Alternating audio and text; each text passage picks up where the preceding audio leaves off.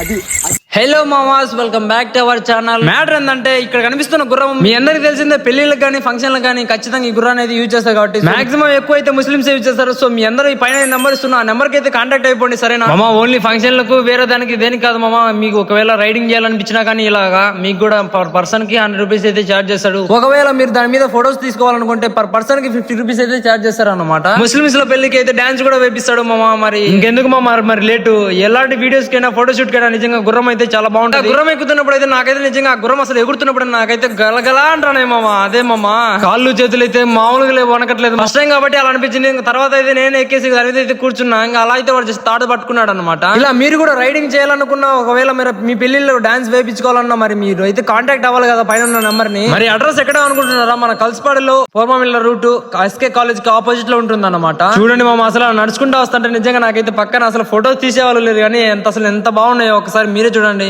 So మరి ఇంకెందుకు late, పైన ఉన్న నెంబర్ కి కాంటాక్ట్ అయిపోండి, బుక్ చేసుకోండి. ఓకే మరి, బాయ్ బాయ్.